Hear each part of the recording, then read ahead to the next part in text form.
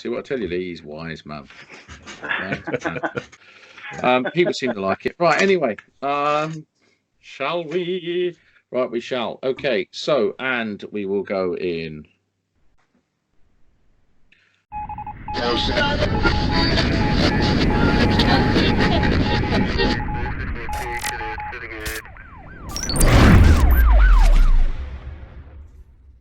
Hello, everybody, and welcome to another E5 podcast. Thank you very much for joining us wherever you are. And today it's me, Paul Meenan, and who have I got with me? I think I've got my pretty common podcast hubby. You won't unlock the door. I can't leave. Yes, I can't. I've got Dave shed under an automatic lock, and we enjoyed our last podcast so much. We thought we'd bring back the other part of this debate and introduce yourself. Who are you today? Hello, chaps. My name's Lee Ward, and I'm from Pure Electric in Dorset, and hopefully with a good internet connection. It's Lee Ward from Dorset, not of Pure Electric, not Adrian Davey, the kitchen fitter, but who masqueraded as Pure Electric. Just to be clear, hello, Adrian, if you're listening, kitchen fitter. Anyway, sorry. No, he's a sweetheart, isn't he? He's a bloody good teacher now as well. Right. So in this podcast, Adrian, we really enjoyed talking to you about consumer protection system. Did I call you Adrian? Is this what happens every time I think about that, man? I am so sorry. I won't edit it out. How dare you? You're gonna have to take. How dare you? You're looking at him too much. I've got. He sent me a signed photo saying "thinking of you." It's sorry about that. Don't worry, I'll take that one. Dave, this is what we've always said about the Pure Electrics. It's always Adrian or Lee or Adrian. Well, stop calling him Pure Electric. Just call him Lee. Sorry.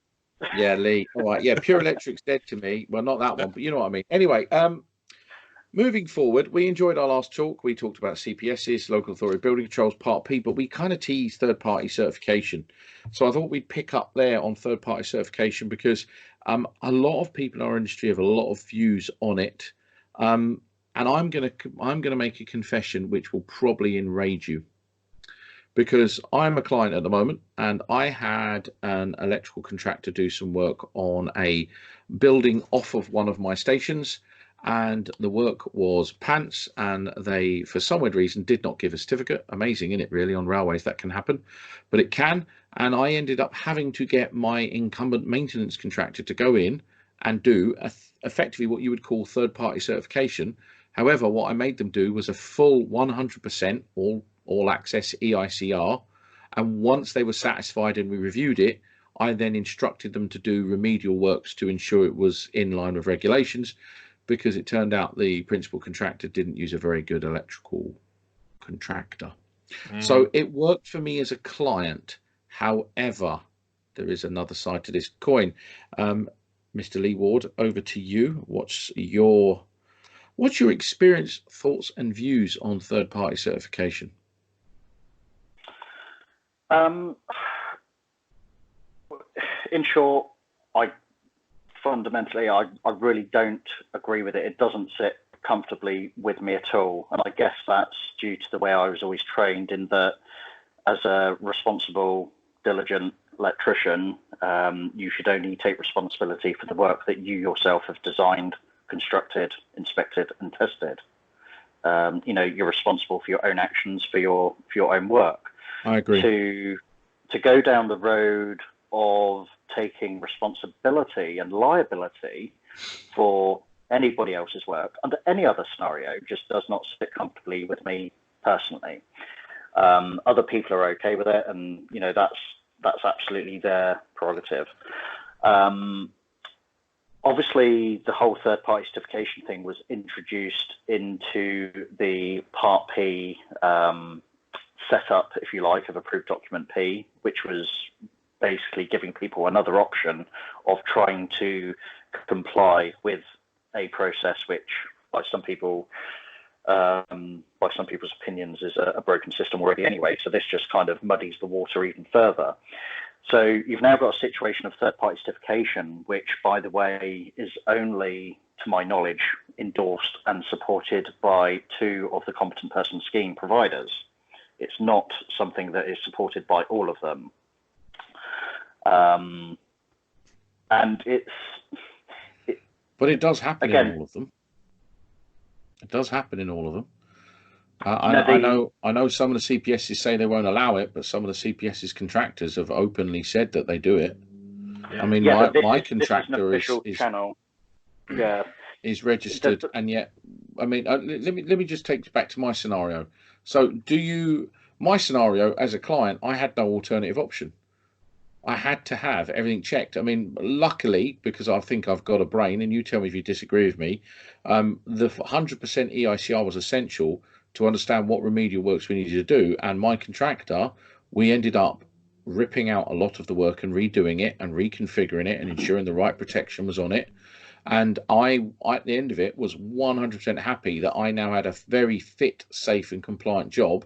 Although I didn't have an electrical installation certificate for all of it, I had a mixture of an EIC and an electrical installation, which was a bit of a pain. But so that's where the differences are, though, Paul, because you're talking about two separate documents. One, you're talking about an EICR, which is a report, not a certificate. Yes, agree. And then on the other hand, you're talking about a third-party electrical certification, which is a totally different document. So, sorry, mate. In one hand, you've got a reporting procedure where you're reporting by assessment through inspection and testing of electrical works that you have not necessarily undertaken on a pre-existing electrical installation. So that's the reporting process.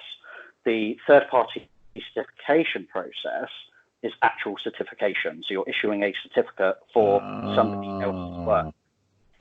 So like an assurance type it's like a compliance declaration, isn't it? Certificate. Basically, so it's not an EICR. It's you're done. It's good enough. Yeah, it's not a report. It's literally certification for work carried out by someone else. I guess it doesn't sit well with me. The trouble is in the translation, because this kind of cheats Chapter 64, because Chapter 64 requires initial verification to be carried out during the erection. Now, Part P states that the non-registered competent person can appoint the registered the third-party certifier prior to the work starting, but they actually have to start the notification of the third party within 5 days of completion. So you can technically tell a guy ahead of the job, but the guy can turn up within 5 days of it being done. So the during erection part from Chapter 64 isn't in there. And this is where it can't be policed by the competent person scheme providers, in my opinion, because to do this properly, not only is it third-party certification, but this is an official channel, an official route, which has been endorsed and approved by Approved Document P and two of the competent person scheme providers, whereby providing you sign up to this particular service level, if you like, of third-party certification, you have a route of signing off somebody else's work. And the big issue here for me is that to do this correctly, you have to be present on that job before, during, and after. 3 stages. You can't just come in at the end of the job when it's already been energized, when it's already live, because it was completed a week ago, and all of a sudden the homeowner or the electrician's thinking, oh God, what do I do now? I need to get somebody to come in and sign it off, which is where the whole Part P system then is open to abuse again. We now have a system of third-party certification where, providing you've got that facility within your CPS membership, you could kind of go to that job and charge the person for your services of doing a third-party certificate, even though you've not been there before, during, and after. And to my understanding, and I may be wrong, I don't think there's an actual system in place which is robust enough to prove whether somebody was on the job before, during, and after. But it begs the question, if I had a client or a homeowner or another electrician or whoever say, oh, Lee, we're doing an electrical job and we'd like to employ you to be our third-party certifier, which means you've got to come onto the job before, during, and after, I'd be thinking, do you know what? When you look at the time and effort involved in this particular procedure, why don't you just get somebody who can do the job properly? Cheap, isn't it? Yeah. We see it's got written. Good point. Under 3.6 in Part P, in the note, it says the electrical installation condition report should be the model. So electrical installation condition report is used to then forward the acceptance to then provide certification. If we were to swap that out for an EIC, then to comply with BS 7671, you have to be there during. So if they just change that document, then you'll be all right. Hang on a second, Dave. Are you reading from the standard? I'm reading from Part P. You sado. That's my job. I'm supposed to be the one reading off the standard. You know, I see you're looking a bit. In fairness, I've actually got it on my screen as well. No, it's good. No, that's all good. Yeah, no, it says it in 3.6. It says within 5 days of completion. I agree with you, Lee. It's mad. It's almost like the expensive solution would help, but who want to go for the expensive solution when you can just get a properly competent? Yeah, it's easily corruptible. Yeah, it is, isn't it? And it's manipulated. That's the problem. Yeah, the only scenario I can think of here where it may be relevant, but I just don't see the point of it in the first place, to be honest. And in actual fact, when I've discussed this with a CPS, they've actually told me, well, the uptake on this particular service is so low anyway, it's kind of irrelevant anyway. And I think, well, why endorse it then? Why provide it? Why support it? Because I think a lot of, I mean, I don't know. It's worth noting for those listening who may be listening and going, who is this Lee Ward chap to be actually telling us all this sort of stuff?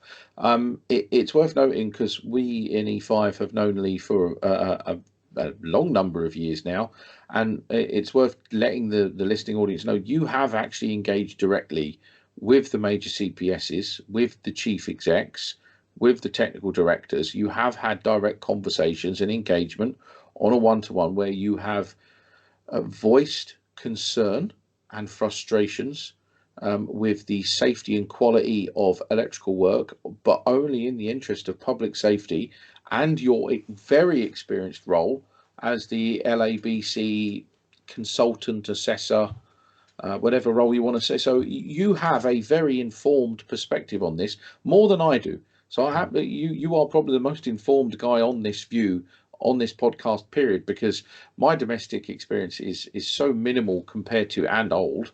My domestic experience is all pre-Part P and the odd job now and again, as love jobs as we call them, or neighbour rewires and stuff like that, or my own home. But you have far more diligent and informed knowledge on this, and it's worth letting the listeners know that, just because I sometimes I listen to podcasts and I ask questions and think random things along the way. But anyway, yeah. Okay, thank you. Yeah, I mean we've all got our own expertise in our own different fields, haven't we? And it's all about kind of sharing knowledge and helping each other, learning from each other, and that's one of the great things about stuff we do online. Is it fair to say you didn't get very far with the CPSs though? Because we spoke about this offline, obviously, but it's fair to say from my perspective, as an industry colleague for many years now, you've done a really good job in speaking to CPSs, but the engagement just wasn't really there. I don't know whether there was the appetite or will for them to do. Well, yeah, I mean, I've kind of had similar responses. I guess that's the polite way of putting it. I don't like to use the term lip service, but I tend to hear the same things in return. So when questions are asked in a constructive manner to at least address and raise concerns and realize the challenges the industry has, and again, with everything that I do and that I've ever done, I'm only talking on behalf of myself with regards to my own personal opinions and my own experiences. I'm not interested in kind of speaking on behalf of anyone else. I just so happen to be a one-man band, Spark, who's proud of his job, proud of his industry, and someone who thinks that we need to see, I would say, quite drastic improvements to our industry. And not forgetting, if those improvements come, it's to the benefit of everyone. And I'm not trying to represent anyone here, but if industry improves, everybody wins, because hopefully standards of work will increase. Consumers will receive a better standard of work. Wage rates will increase as well, as because standards are improving, because we're all aware of the varying different levels of standards, but also wages within the industry. I think it's worth noting as well for anyone listening. Lee, was it the November edition of Pro Electrician where there was an article where you were sat down and interviewed by the guys at PE, and there was quite an insightful article about what you would do and your 2 pence worth on the industry. And that's the thing with this podcast. I think everybody has a voice and everybody's got the right to have their voice. I mean, you said, you very kindly used the word lip service. I used the term fobbed off. But in London, they have a great term called "Don't make me off like a two-bob bit," which is probably a bit more of a cruder term, and loads of people listening are going, "What the hell did he just say?"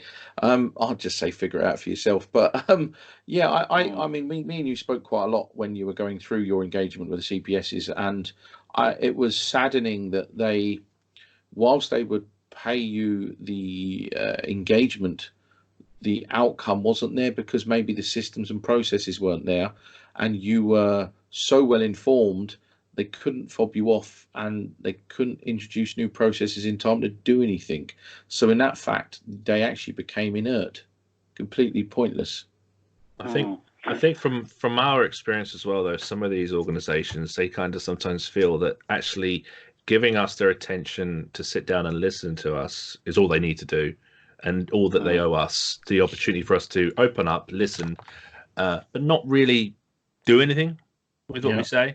Okay, so we can talk in the background. They go, oh, okay, right, okay, we'll sit, we'll listen, say stuff, and then nothing happens, and then that's it. You had your opportunity, we've listened, and that's it. Nothing's moving forward with that. And I think that's quite scary for two reasons. Number one, because I think out of common decency and respect, I mean, not forgetting at the end of the day, I'm a client, I'm a customer of these people. I've paid a lot of money into these competent person schemes, and everyone we've spoken about tonight, I actually pay into them. I'm supporting them. I'm a paying customer. I mean, I'll check a trade in the previous podcast, but which trusted traders and all the rest of them. I, as a business, I work hard so that I can pay these guys to do a job for me.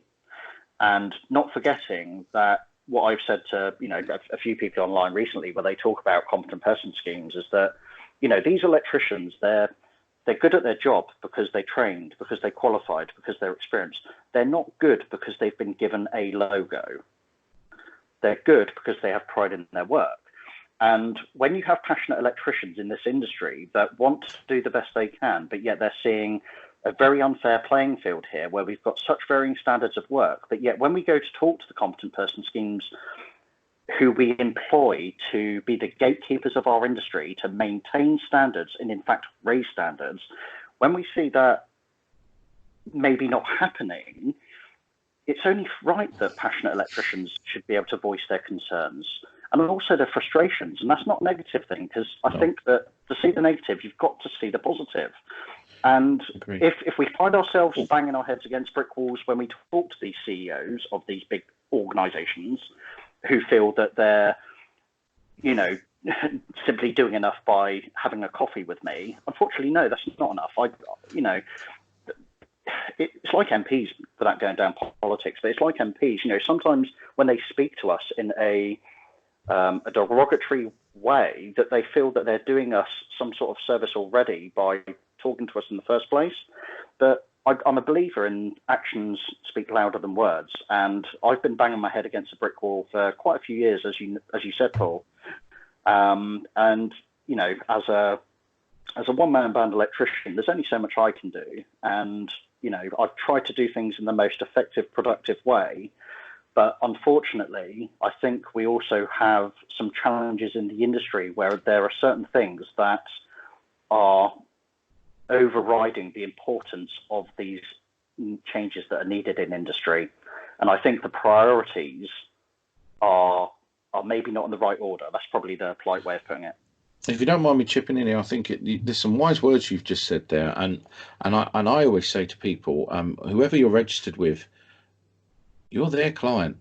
They work for you. Yeah, okay, you've got to go through their hoops to become registered with a CPS, but at the end of the day, if you're paying them money for a service, they work for you.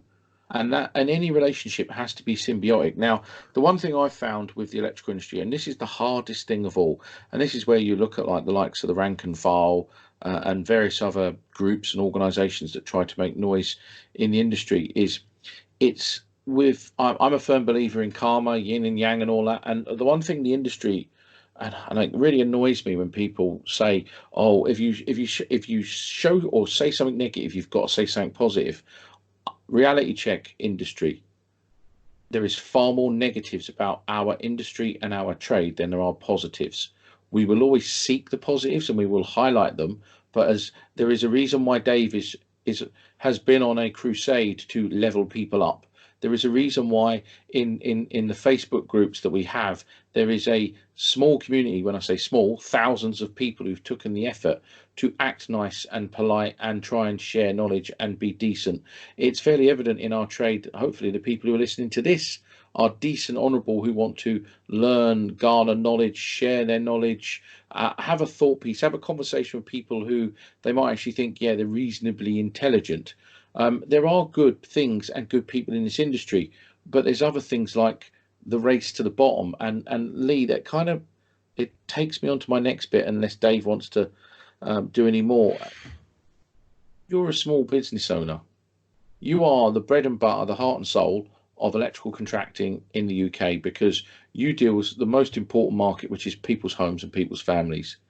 Could you maybe tell us a little bit about your business, how you operate, the positives of doing it, the negatives of doing it, and any advice you might have for people who want to set up and do it, and how you get by? Cool. Blimey. How long have you got? Let's go for it. For my business, primarily a lot of work I do is domestic. I class myself as a domestic installer. So you're one-man band. Which I'm proud of. Yep. Yeah. One-man band. I do also some commercial work. I do some industrial work. I also do some agricultural work. I also have been known to do some marine electrical work on super yachts. That's an interesting one. I have a bit of an experience of doing testing and installation work on Sunseeker super yachts, and which is quite a large shipbuilding company based in Poole. Wow. I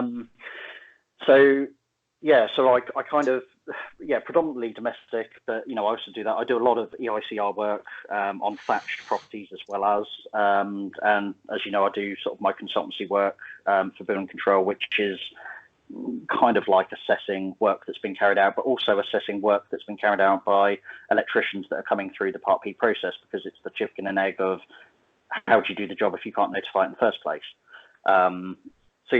Small business. I've been going now 13 years as my own business. I've had a couple of apprentices over the years, which I'm quite proud of. I've had a couple of subcontractors over the years that I've employed on a temporary basis on different projects. Prior to that, I worked for a few different electrical contracting firms. So in total, been in the industry around 20 years. So I did my apprenticeship 20 years ago. But in terms of my small business, which I think is where you wanted to go, it's a very challenging but rewarding job, if you like, because when you're self-employed, you're in control, and a lot of people say that you have freedom, and because of that, it must be amazing. But I think with all jobs, I'm quite fortunate. I've had jobs on the cards for electrical contracting companies, working both locally to myself and also working away all over the UK, actually. So I've kind of experienced both scenarios, and there are absolutely pros and cons with both scenarios, whether you're self-employed as a one-man band, or whether you work for a company as an electrician or an approved electrician, or even a qualified supervisor. I think it comes down to your own personal commitments, your own family arrangement, and also what you want to do with your career as to which one's best for you. I think it does take a certain type of character and person to be self-employed, because you absolutely have to be self-motivated. You have to be determined. You've got to have a lot of get up and go, and also you've got to have a lot of patience. You've got to care about the job you do. And, I don't want to sound like I'm lecturing here, but I think that these are all qualities that I think any person of any trade needs to have when they're setting up on their own. I mean, I set up 13 years ago with, I think I had something like 400 quid in the bank, and I had a beaten up old transit van, rusty ex-BT engineers van, which was falling apart. And I gave up a job, and I had about 4 days work ahead of me the following week. And I remember speaking to my employer at the time, who was an electrical contractor, who I really liked, actually, to be fair, but phoned them up and I just said, look, I'm really sorry, but I'm going to take the jump and I'm going on my own. And, they spent sort of 2.5 hours that evening trying to talk me out of it. And I said, no, if I crash and burn, at least I've tried. I'm going to give it a go. And yeah, I kind of haven't looked back. I mean, it has been challenging. I think the first 6 months of me being self-employed, I actually had a kitchen fitting company in Fareham not pay me for several jobs. And, within the first few months of being self-employed and being, well, obviously younger than I am now with kids and a mortgage, which I still have, of course, I was in a financial situation where I was owed, I don't know, about £3,000 or £4,000. Hell of a lot of money. But I went through the heartache and the stress and the correct channels of going through the correct procedures, and I got every penny back with interest, with all the fees added on top. But that taught me a lot of lessons in terms of the way I run my business, the way I quote jobs, the way I do stage payments. And yeah, you do learn lots over the years. But being self-employed is a lonely place as well. And I've kind of said it on social media recently that I think, for all the good and bad associated with social media, is that for self-employed electricians and any trade and any people, actually, it's a really good outlet to talk to other people, regardless of what it is. It could be about the weather, it could be work, you could be having a debate about regulations. It's just really nice to have an outlet, because when you're driving around in your van all day, or you're going to your jobs, and yes, you might have some customers that are really friendly and you can have good conversations with, but equally you have some customers that just literally leave you to it all day long on your own, and it's a very difficult place. And I think Twitter, for example, is a really good outlet where, I've made some really good friends on the platform. There's some really good people out there that support me and each other, both professionally and personally. So if they are listening, I just want to send out my thanks in that regard, actually, because it does mean a lot, I think. So being self-employed has its own challenges, but at the moment, I'm kind of happy where I am with my business. I'm not aspiring to be anything great. I'm not wanting to take on guys and take on the world. And you're not going to set up your own YouTube channel. I don't have the time, Paul, because fair play to the guys who do it, but I don't think I don't think I have the time for it. I don't think I have the patience for it, if I'm honest, and I certainly don't have good looks for it either. So I'll leave that to somebody else. Do you know what? Actually, just on YouTube quickly, I think in a previous podcast, I probably need to set the record straight. Actually, just taking a quick break on this. So in one of our podcasts, we were talking about YouTubers, and I think I made a comment about if there was some of them that were atrocious and that weren't very good at all, and I think that probably rocked a few boats, which I apologise for. Did you receive some messages, Paul? I received some messages, and I had some very good phone calls with people who I respect the hell out of them for ringing me up and going, "Well, you're talking about me." And of course, doing these podcasts, sometimes it's like 11 odd o'clock. You can be a bit flippant and casual with the language at the end of the day. And I think I said, I'm not going to mention names. If I've got nothing good to say, I won't say it. So just for the avoidance of doubt and clarity, the likes of Nick Bundy and CJR and loads and loads of other YouTubers, they're not the problem. I just want to be very, very clear here. There is a couple who are not very well known who are doing YouTube who are very poor and should not be filming, and that's my personal view. They should not be putting stuff out. But all of the guys, David Savory is the comedian in the industry. Everybody's got something to give to the table, and they're not shite. Jordan of Artisan, all of that lot, they're not the bad ones. And I think a lot of them probably think we think they are shite. Yeah, I think it's worth saying, if we don't say your name, doesn't mean we hate you. I think that's what you're saying. We just can't remember all of them, can we? Yeah, we can't. In all fairness, we can't, because there's too much, like CJR. I know I'm forgetting some of them. I know. Yeah, you are. I'm not looking at the list. So. No, I'm not either. It's very late, but we just wanted to sort of interject and clarify that. So because we have had messages from people when they're alone in somebody's houses that they actually do listen to this. So Thanks for listening to you weirdos. And I I can't guess sing any songs, so I guess we can kind of link that in, because Lisa just talked about working for yourself and stuff, and I guess YouTube has also kind of helped a little bit with some electricians who may work on their own. In fairness, There's some some of social them. interactions with that. I mean, the GS. In all fairness, I met a lot of self-employed electricians, and I remember talking to some of them. And I tell you what, this is a weird story. So I remember I went to the Spurs stadium, and I could hear GSH's music in the canteen, and there was two blokes watching Gary Hayers on his brilliant SY gland video, where he was actually saying, if you're using SY Flex, this is the proper gland, this is how you do it, and don't use a plastic stuffing gland, you moron, sort of stuff. And that was, and I remember meeting Gary soon after that, going, well, I heard you. How weird is this that there are people at the Tottenham Stadium watching your videos? And he was overwhelmed. He was quite humbled by it. But and that's when I realised that social media could be an incredibly powerful tool. Because I'll be honest with you, I'm so rusty.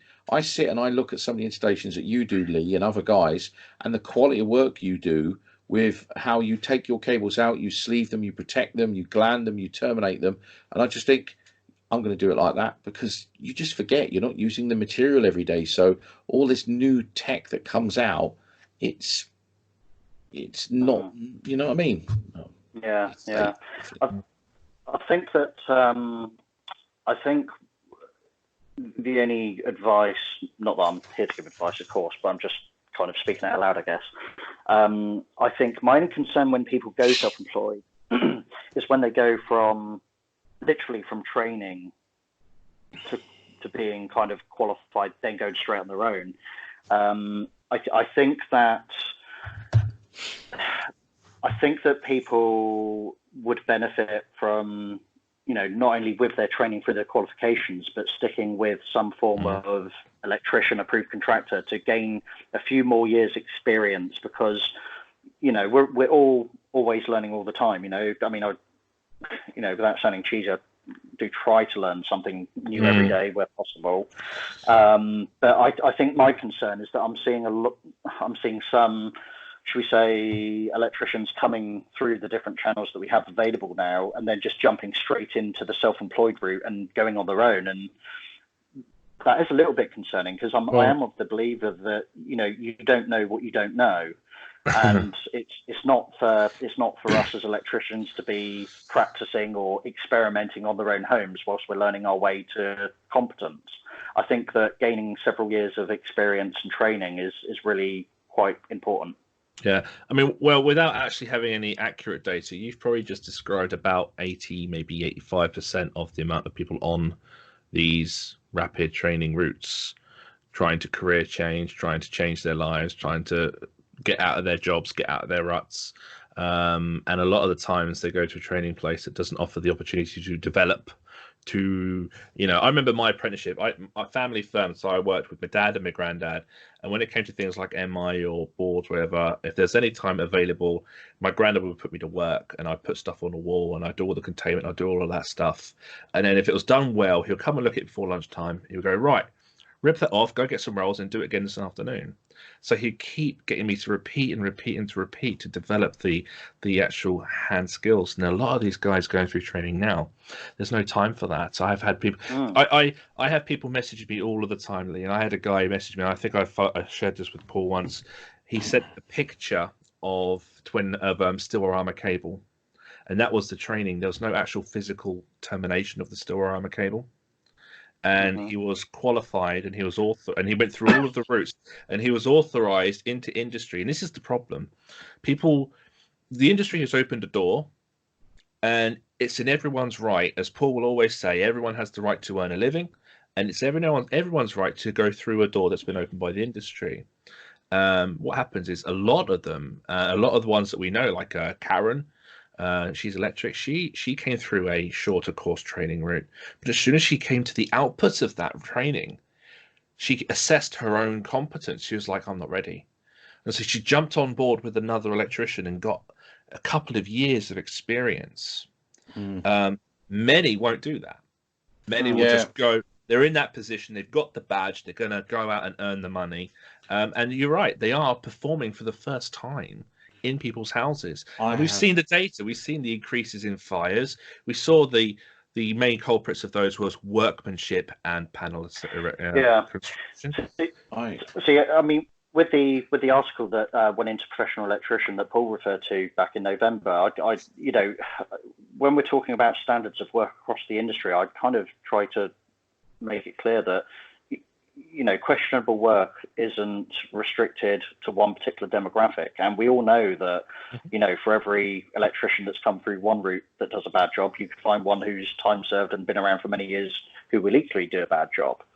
But I think when we're looking at sort of training generally, and where you said about the door being opened into the industry, I would kind of say that the floodgates have been opened rather than the door being opened, and that we unfortunately have a situation where I actually, you know, I'm the same. I will actually, you know, fully support anybody who's coming into the industry. You know, I personally, you know, I'm not ashamed to say, you know, I'm happy to help. You know, I give people my time. You know, I get people messaging me, phoning me, and I'm happy to help because people have helped me over the years. You know, I mean, Paul's helped me with various things, and it's all about trying to help each other. So I'm all for people changing career. I'm all for people learning new skills and professions and developing themselves.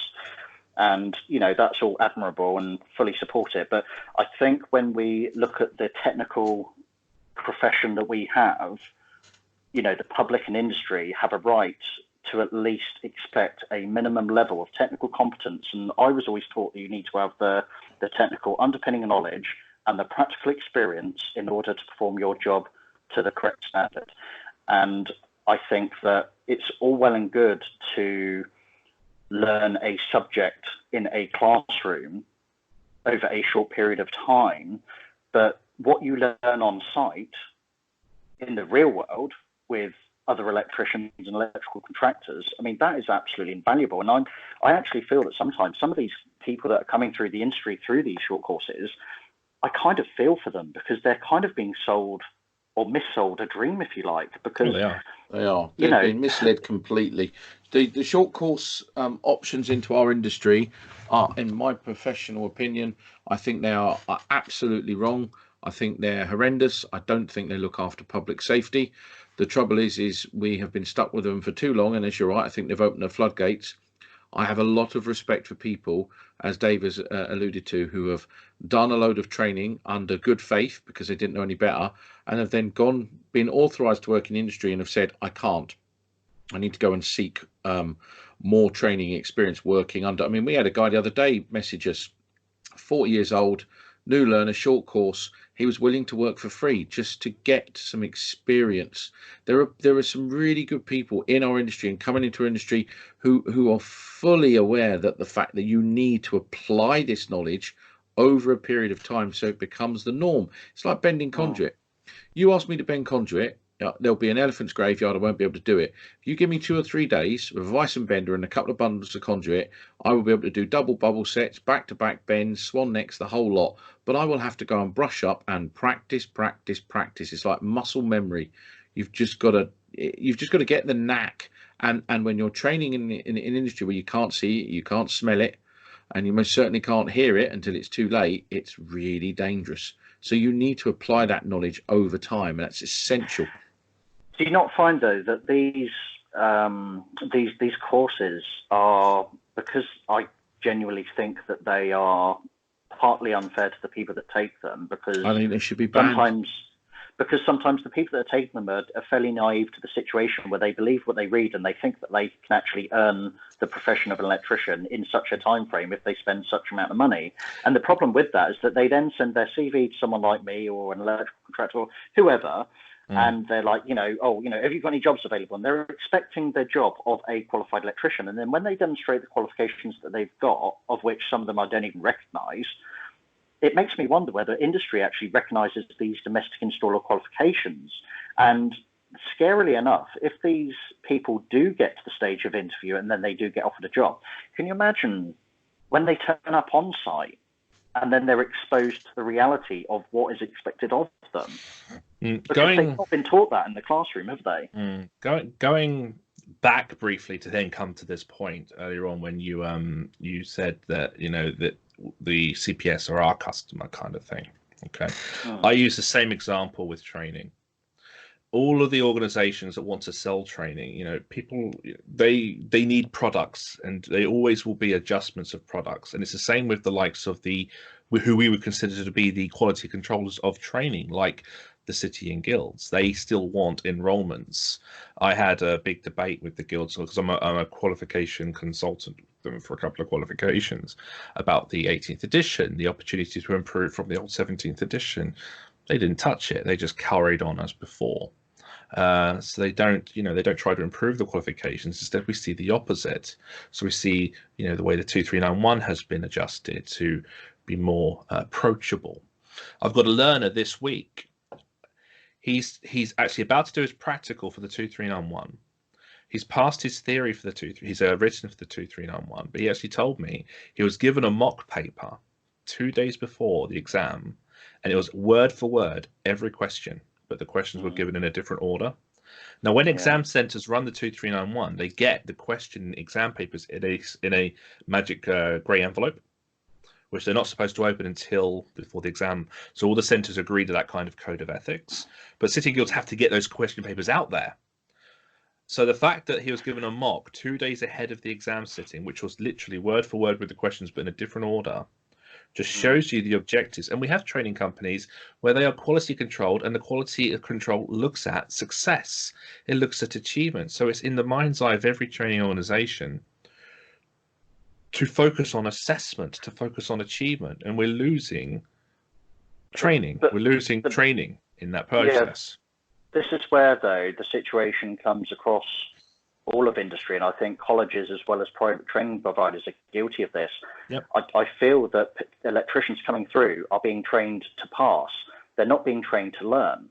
And I find that scary because, again, with the technical underpinning knowledge that electricians, should have in order to do their job, I find it scary that it seems to be a case of it's all about doing mock papers and almost learning to pass rather than learning the subject to become an electrician. I find that scary.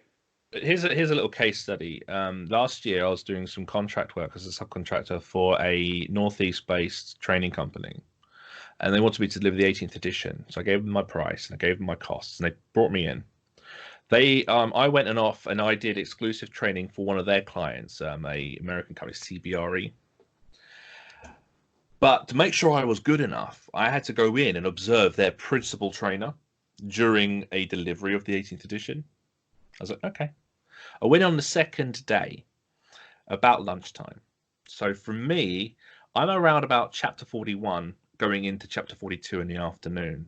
I'm grinding through the protection for safety, protection against electric shock, through those protective measures. When I arrived there, he'd finished the whole course, and the learners were in one practice exam already.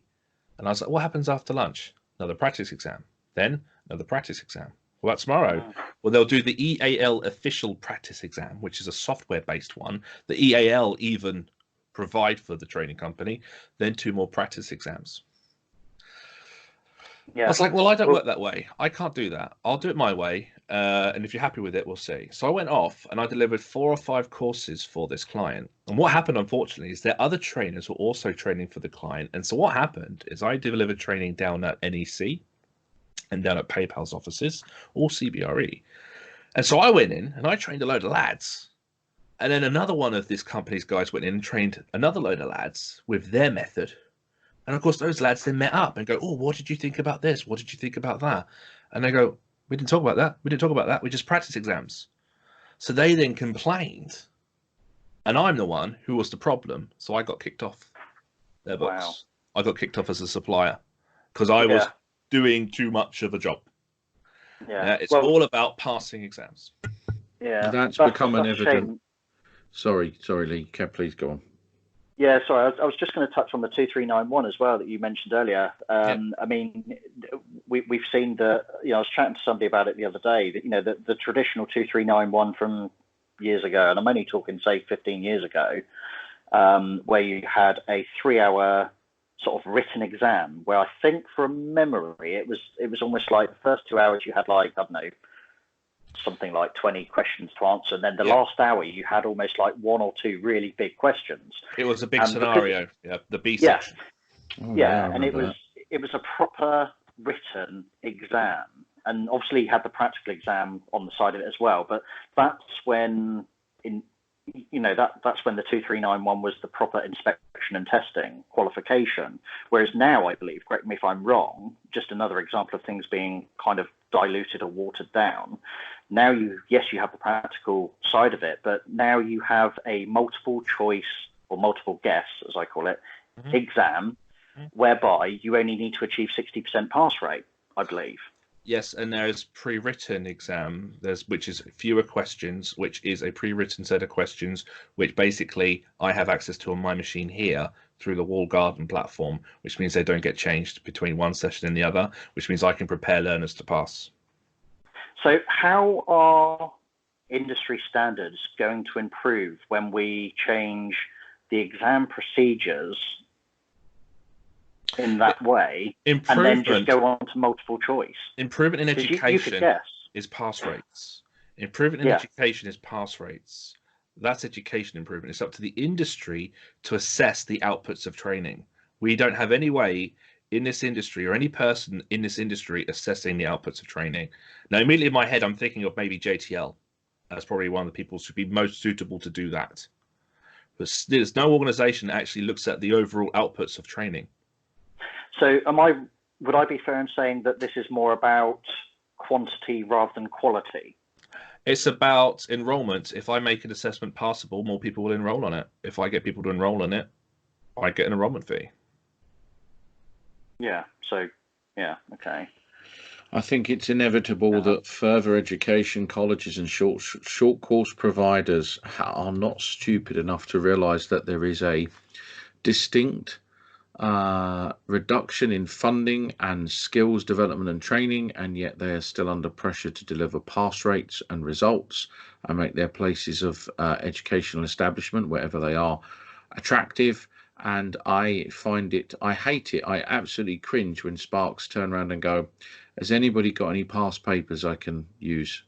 Yeah, I created a community. Immediately I created a community to avoid that, and they still ask for them in that community. Yeah, and I'll be honest with you, in people write Dave's papers community, and put them in that community. I am really tempted to just literally block them and ban them out in the group straight away, because yes, it's hard. Exams are hard. Put the effort in to understand it and just do the damn exam. Don't ask for past papers, because so many educational establishments, I've been on courses where they've gone, here's a load of past papers, and 50% of it will be in the exam. And I just sit there and go, but I want the education.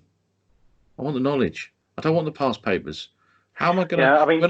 When I'm in the shit in a house somewhere on Friday, I need to apply the knowledge, not remember a past bloody paper. But City and Guilds provide past papers through Smart Screen. That's where you, as a learning training company, can pay for it. Again, pay for that material. What? City and Guilds through Smart Screen you can pay for past papers. Well, not past papers, practice papers. Fuck. You can pay for practice material called on Smart Screen, and EAL, as I say, have a practice exam. Bloody hell. Yeah, the off-qual requirements, you have two terms. You have GL, guided learning hours, and TQT, total qualification time. And the off-qual regulated qualification suggests that there should only be 4 hours of preparation and delivery of assessment for the 18th edition, which means you have about 35 or so, 34 hours of learning, right. 2 hours to prepare, which is your little preparation. Maybe that might be your one mock you're supposed to do, which is the Smart Screen material, and then the delivery of the assessment.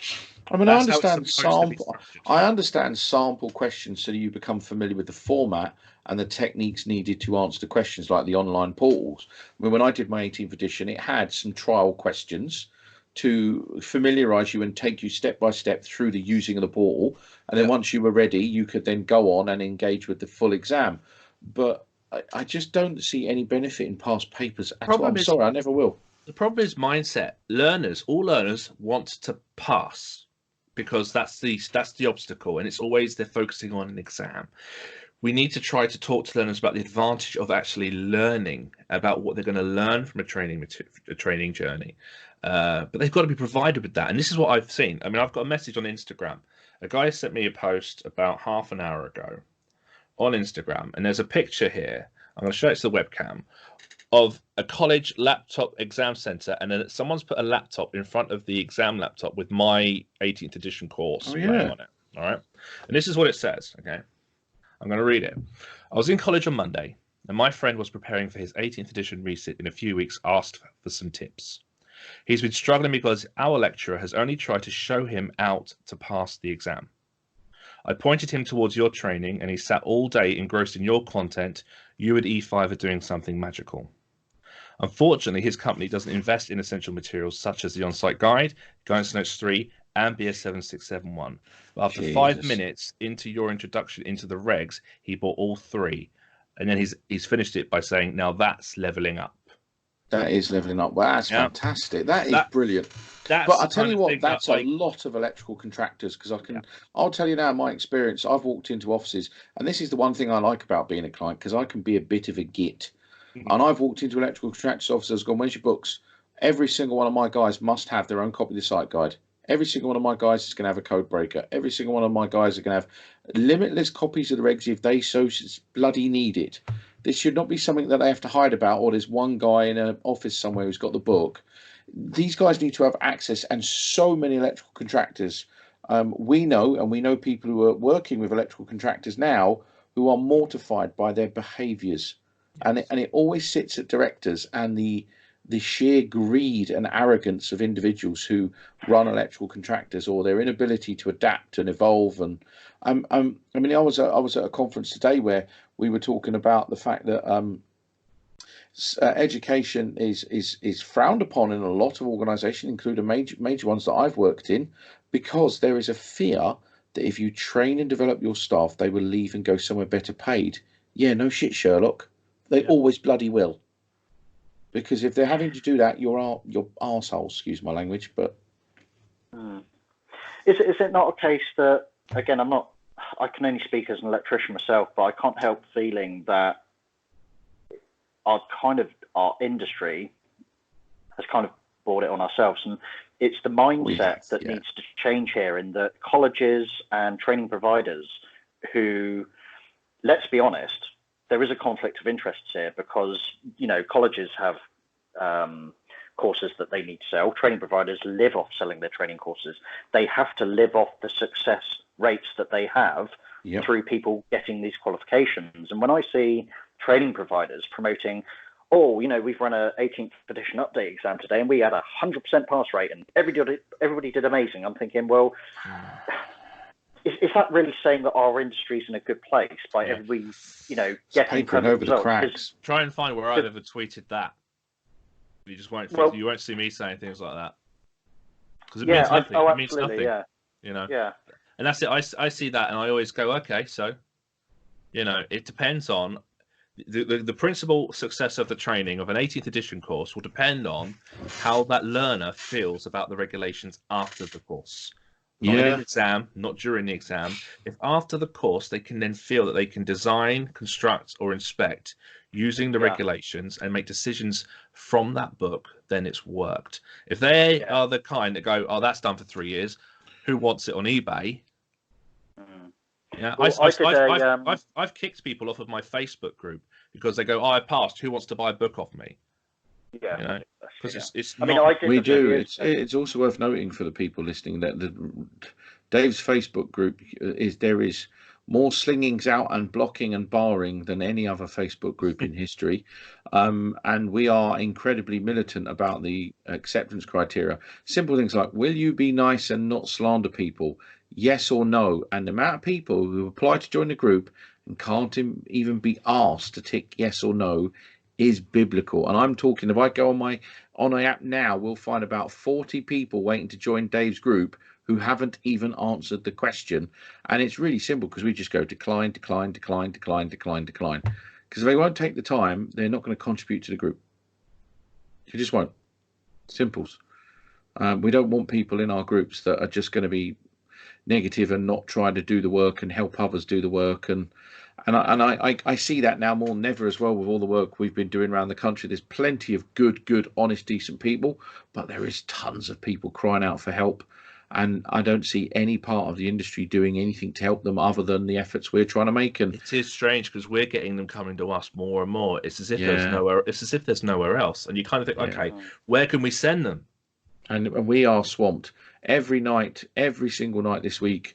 We have been doing something, helping on the phone to someone talking about their professional registration, something every night, always, every night we're working. It's not unusual for Dave and me to be texting at 1, 2 a.m. in the morning. Yep. Nothing unusual about this at all. We're both. You're in Italy. I was in Sweden last week. We're still doing this. Yeah, we were. Yeah, We were still doing it while we were in still different doing this at countries, the still hotels. texting and messaging, and I know it's insane, absolutely insane. But I think, what if you could give anybody advice starting out wanting to be a one-man band, what would you? So I go to you, Lee, and I say, "Excuse me, Mr. Ward, I'm just about to do this course. Please don't hate me, but I'm doing this course. I need to provide a family. I've got a young baby. What would you recommend my career path be? What would you give as a piece of advice to people doing that? What would your words of wisdom be, to put you on the spot ever so slightly?" I think it would be similar to the advice I gave my kind of last apprentice, who was he won't blame, he won't worry about me calling him a sort of mature type apprentice, sort of mid-30s, got a mortgage and commitments, and when he first approached me, we went out for a coffee and we had a good chat, and I said, look, if you're serious about getting into this industry, you've got various different routes into it. My advice, if you're wanting to make a proper career for yourself, you need to do it in the right way. And I think, personally speaking, the right way is by doing what I class as the proper courses. So your part ones, your part twos, and you're doing that over 3 years. And you could be doing 1 day a week at college, or you could be doing evenings, or whatever way it works out. But by doing your kind of your part one, your part two, your level 2, your level 3, try to realize that if you want to become a professional in any trade or industry, it can't just be given to you. You can't just do it in a matter of a 5-week course and then watch some YouTube videos and then think you can go out there into Mrs. Smith's house and, you know everything. It's kind of scary how much we don't know. It's scary how much we're all still learning.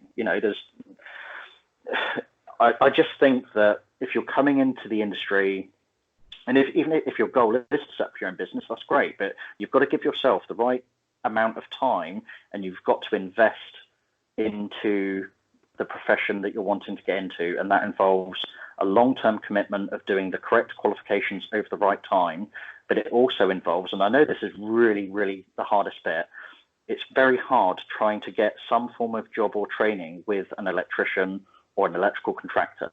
I realise that. I went to my local college 6 months ago, and there was, I won't be exaggerating when I think there was about 60 kids there, all of which didn't have apprenticeships, didn't have jobs. But they're there at college doing these courses, and none of them have a job or an apprenticeship, and that's really sad. But for people in mid-career, should we say, the more mature guys, I think a realization of needing to somehow gain on-site experience with an electrician, and not just any electrician, do some due diligence, do some research on people. And I know it's sometimes a case that beggars can't be choosers, and getting any experience is all that matters. But I think if you can get the opportunity to do the right courses and to get the right experience, as long as you put the effort in, and as I said to my guy, he said, well, my goal is to be fully qualified in 3 years. And I said, no such thing. And he said, well, what do you mean? I said, well, there's no such thing as being fully qualified, in my opinion. Thank you for saying that. Because and I know this sounds cheesy again, but I'll say it anyway. We are all always learning, and nobody knows everything. And there's things that I'm learning off other guys all the time via Twitter, LinkedIn, whatever. We're all always learning, and you are never fully qualified. And I said to him, you need to get that out of your head. I said, first of all, being qualified at the entry level, as I would call it, is going to take you longer than 3 years anyway. So you've got to do your 3 years, then you've got to do your AM1, your AM2, then you've got to do your 2391s, or whatever the equivalent is now. And then when you've got your benchmark qualifications, you're then practicing as an electrician, still under supervision, still learning. And then after a period of a few years doing it that way, in my mindset, I would then class you as an electrician proper. Mm-hmm. But this whole thing about being fully qualified frustrates me, because why are we setting a maximum in our industry whereby you've reached your peak now, you can give up? Because that's what stops people doing CPD, because people think they reach a benchmark where they don't need to do anything else. CPD is something that should be, not enforced is the wrong word here, but CPD is something that should be introduced as part of your affiliation with your competent person schemes, for example. And I know they require you to do the very basics in terms of keeping up with the additions of the regulations, but that's a prerequisite. That's a given anyway. But in terms of learning other things, such as new technologies, such as electric vehicle charging, for example, doing the CPD on top means that you're constantly evolving, means you're always learning. It means you'll never be fully qualified. And I'm not fully qualified. I wouldn't class anybody as fully qualified. It's all about the CPD. So, do you know what? I've actually referred myself as fully qualified, but after listening to that bombshell, I agree with you. There's no such thing as fully qualified. It's that. He's just basically just talked through everything I covered in my GIB video, where I talked about the GIB card being used as a point of completion of a training journey. It's not a stage gate. Yeah, well, it's a point of completion with the end point assessment. That's what we now call it, end point assessment. But we've always said that the GIB card isn't the end. Yeah, but again, 2 years ago in that video, and I said, that point, you're then going to look at, electric vehicles, solar photovoltaics. And I said then, there's no such thing as fully qualified. No, I never saw that video, by the way, but it's good to think the same. I have to say, to be honest with you, I think it's one of them videos that, well, I've watched it, but I think at the time my brain wasn't as fatigued as it is now, probably. But no, you're absolutely bang on right. There is no such thing as fully qualified. And that opens the interesting debate of, will we ever be fully qualified? No, but will we be aware of our own competency and our own limits? For me, I've always said the most important part of competency is the ability to say, no, I can't do that. I've been heavily criticised for it. But if you turn around at me and said, Paul, go to that railway, there's 8 HV transformers. They all need synchronizing. Go and sort out the protection calcs and all the synchronization on it. And I'm going to turn around and go, I know, but no, I can't, because I haven't worked on a HV transformer since 2009. I'm not competent on it anymore. I'm just not doing the do. And I agree. I don't think there's such thing as qualified. I think there is. Remember, the Electricity Work Regulation 16 does say, knowledge, skills, experience relative to the nature of the work to prevent danger. And your work can change one day to the next. Yeah. Your client can demand something of you one day to the next. The environment can change one day to the next. The wiring system can change one day to the next. Technologies can enhance and develop. You might one day find yourself working with thermal imaging and then have to do arc flash studies. You might one day find yourself working with electric vehicles or DC, storing DC. We know we always have to identify what measures are needed to develop knowledge and skills to prevent danger for the work we want to do. I think you're bang on right. I think with the way technology is going now, it's inevitable that if you want to work, especially in the domestic sector, you are going to have to be consistent in upskilling yourself. We all know, because I think we're all reasonably clued up blokes, that the general populace of electricians have got a massive uphill battle. And I don't think any of the industry bodies know. But then again, I also think they do, because if you go to the NIC Lives, the NAPIT Live events, some of the questions that are asked there, I have stood there and been mortified by some of the questions. And even the presenters, you can see them like, what? What do you mean? What do you mean that threaded thing that goes on the end of a bit of a conduit? It's called a coupler. Oh, is it? Oh, I didn't know that. But you're wearing our logos all over you. Yeah, but again, Paul, if you've got, shall we say, a qualification where you've done so many mock practice papers that you've actually passed at 60% via multiple choice, is it any surprise that you're going to be asking those questions down the line? Well, funny you say that, because here's a quick story for you. 16th edition Amendment 3, when it came out, I was working at EDF Energy at the time, and there was lots of project managers in the company. There was quite a few, about 100 odd. And there was one chap who was super intelligent, but he had no electrical knowledge whatsoever. And he was told, can you just go here and sit this course? And he basically, he lived near to me. So he knocked on my door in the evening. He went, I've just done my 16th edition. I went, what? He said, it was 1 day course. I passed. I said, what? He said, they gave us a book and they just gave loads of past papers, taught us the structure. Because he was a smart chap, he passed it. And then he was walking around the business going, oh yeah, I'm qualified at 16th edition now. You know, it wasn't See, like, what I've never understood was about the exaggerating. edition qualifications is that, again, that's just another example of getting bums on seats, because I always believed, and correct me if I'm wrong, that when these qualifications come round, where we go, you know, from one edition to the other, I've always understood them to be updates, as in an update qualification. Yes. So my question has always been, what's the person updating from? Because I've worked for various companies where I've seen electricians, and they're like, oh yeah, mate, yeah, you know, I've got my 16th edition, or I've got my 17th edition, or got, you know, obviously 18th now. And you're like, oh, okay, well, that's really good. Well, where else have you got? Well, what do you mean? Well, that's it.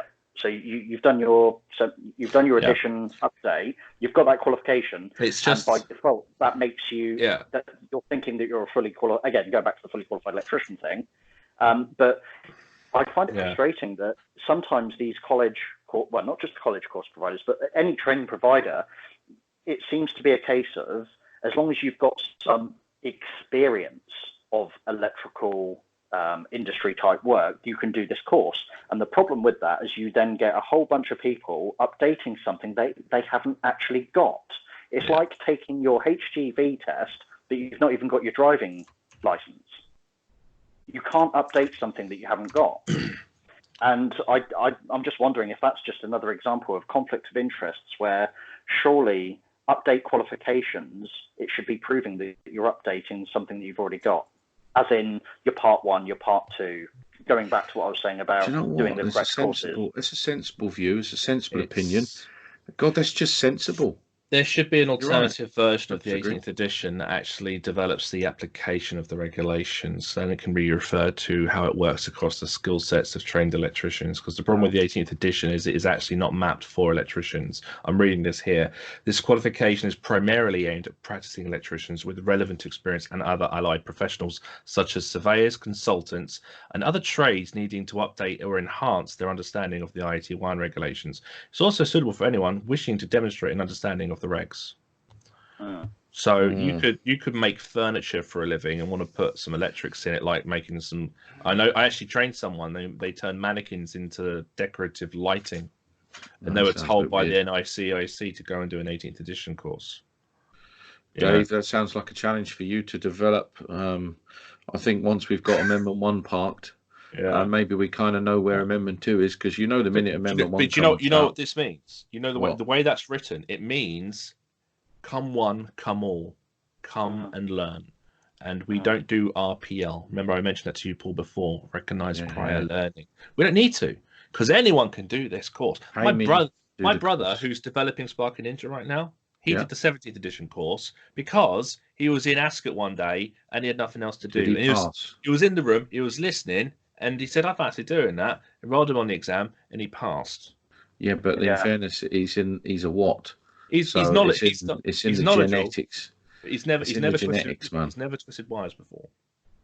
Wow. And that's again. Hopefully, you never will. It's just, again, the regulations are used as a way to refresh income, refresh revenue, update testers, update books, update literature, get more people in to do this course. Who cares if they're electricians or not? It's exactly why I put the training course out there for free, because electricians, we're all going to have to jump onto that machine of revenue. And I still, for one, think you should get a knighthood for putting that training course online for free, to be perfectly frank. But then again, nobody ever listens to me apart from the people listening to this. Chaps, we have gone on, and it's in fact, this podcast has been recorded over 2 days now. We've been talking for so long. We could go on forever, because we haven't even talked about the race to the bottom. There's lots more snagging, quality of work. There's so much more we could talk about, but I think we should just part this, because we've all got jobs to do in the morning. Final thoughts, chaps. Lee, stage is yours. Anything you could summarise or give advice or last? No, I'm not. You know, I'm just like everyone else, just trying to do the best job he can. I'm just kind of thinking at the moment that these podcasts and all of the stuff that we do online, that everybody does online in terms of Twitter, LinkedIn, and the stuff that Dave does on Facebook and everything else. I just think that it's nice to see people helping each other, because I think that actually across the industry, and again, I'm only speaking for myself, I can actually see electricians and also manufacturers helping as well, actually, to a certain degree. I can see that electricians are kind of helping each other more than the industry is helping electricians, which I find sad. It does appear that way. Inspiring. So it is inspiring, and I think that hopefully, I'm just hopeful that a lot of the effort that a lot of people are going to actually comes to something. And I guess, again, without sounding cheesy and without wishing my life away, I'm hoping that we can at least try to leave our industry in a better place than how we found it. I think that's the goal. I've always said that. The one thing is when I walk away from this industry, I want to be able to say I did everything I could with everything I had, and I sowed the seeds for a long-term improvement, because this industry has been damaged for a number of decades, and you cannot fix everything with clicking your heels 3 times or clicking your fingers and saying, there we go, it's all done because I've put a new badge or a new brand over it and I've papered over the cracks. Dave, final thoughts? I definitely think we need to do another one with Lee at some point. I think, thanks to Lee for coming and hosting this one with us, and the others. But I've known Lee to produce his opinion, as he's just said. I'm just me. It's just my opinion, and everyone has an opinion. And Lee has shown, just like we have over a number of years now, that we don't always have to moan. We can just question the way things are, and we can offer opinions, and we can offer suggestions. We don't have to always just try to see the negatives. We can try to raise the positives, and electricians are starting to help each other now. E5's trying to do its part. We're trying to, again, inspire. We're trying to inform. We're trying to influence, without calling ourselves influencers. We're trying to do all of this thing. We don't know where things will go. But like Lee said, we just want the industry to hopefully be in a better situation when we come to our end of our time in it, really. Because right now there's definitely a change in momentum, or a change in culture and behaviors, I think, along most of the electricians that I come across online and come across in person even. We are seeing a lot of the industry's voluntary bodies engaging, hiding, then engaging, then hiding, then engaging, a little bit of this, a little bit of that. We'll see what they're going to do this year. We're getting to award season. We're getting to exhibit season.